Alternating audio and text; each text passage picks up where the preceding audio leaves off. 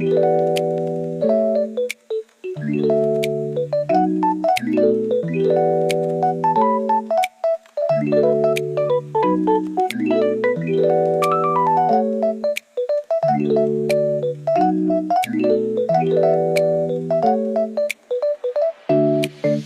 morning. Good morning, colleagues. It's such a wonderful day here today. I'm very happy and pleased. And as my colleague now introduced the fourth theme of this morning, Block 4 theme, Design Assessments for Blended Learning Environment. Colleagues, we would like to just take this time to introduce our three speakers. And first will be Rodrique George, and he will be speaking about digital portfolios as a learning tool and enhancing student reflection and self-directed learning. Can we give a hand to Rodrique, please? Thank you. One more thing, listen to the voice. Thank you so much. Thank you. Thank you, Terence. Colleagues, to those who know me, they call me Rodrique George. Or sire. To the people that don't know me, they usually refer to me as Samuel L. Jackson. I want to maybe say right from the start that I was a bit cheeky with my presentation, and you will see it, because I put together a presentation, but I made use of AI. At the same time, I also want to say very quickly, as a person who is also very spiritual, I actually thought that I should probably take a page from Itesha's book. And that is that, if you would notice, he was one of the only people who managed to get through his presentation because he started the presentation with a prayer. So I'm almost tempted to pray as well, but time is against us. So let me quickly tell you, I come from the Faculty of Economic and Management Sciences, and I have been lecturing there since 2011. I have been responsible, so I work in the extended curriculum program, and there is this module that I've been teaching since 2011 up till now. It's called Intensive Reading and Writing. The module is an academic literacies module. The sad thing about the module is that this year the module is on Teach Out. It will be the last time this semester that I'll be teaching this module. Let me say something about the way that I've approached this module. I have an inward-outward approach to the module. In other words, I first actually start with the outward focus. So every semester I have a different theme.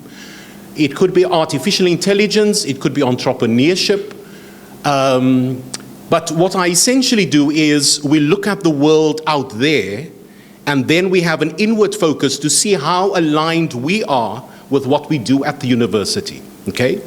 So when I took over the module in 2011, the following year I started with what is now called digital portfolio, or, well, with e-portfolios, but I did not have an e-portfolio at the time. Students actually literally had to bring hard copies of portfolios, and so back then they had these arch lever files. And so what eventually happened was COVID came, and thank God, because I think it sort of forced me. I mean, obviously people couldn't submit a hard copy. So I then had to move to a digital platform. So I want to start out by saying that the big idea is that with an e-portfolio, a digital portfolio, it's really about teaching people about reflection. It's not just about regurgitation. Then also it is about growth. It is not so much just about focusing on marks, because when you give somebody something to do, the first thing is it for marks? But it is about understanding that it is about growth. Then furthermore, it is about agency. It is about the ability to work on your own when the lecturer is not around to motivate you. But then I want to say, as I've mentioned to you, the purpose of a digital portfolio is really to ensure that there is progress with learning, that learning moves beyond the classroom, okay? And then also it is an opportunity for reflection. I do this every day. At the end of my day, I reflect. I sometimes reflect on conversations that I've had with people during the day, and I say to myself when I reflect, and I say, don't ever do that again. Because it is important to reflect. It is how we learn how to do things better. And then it is about showcasing your achievements and your skills. But I want to then say that it is about, as I've mentioned, it is about reflection. It is this digital portfolio, it actually makes thinking visible. Furthermore, it is about metacognition. It is understanding how one learns. And then furthermore, it is about self-direction, because students essentially take charge of their progress. But you cannot simply just do an assessment or anything without thinking about the pedagogy. You have to think about theory. And so that which I do, it is linked to Kolb's experiential learning cycle, and it is also about DC and Ryan's self-determination theory. And so it is about understanding that, for example, looking at autonomy, looking at things such as competence, and also relatedness in terms of that which I have to do. Now, I want to quickly come to my module. So one of the things that the students do right at the beginning is I define the learning outcomes. Every student at the beginning of the semester, they have what is called a learning partner. So they have to choose a learning partner from their tutorial.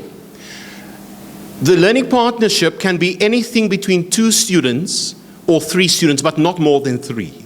So you have that person to hold you accountable, to journey with you. Then, when you do the e-portfolio or digital portfolio, you also have to tell us about yourself. You have to tell us why you decided to come to this institution, why you decided to do this course, why not any other course. Then in your e-portfolio, I also, because it is imperative, it is an academic literacies module, which means you have to read.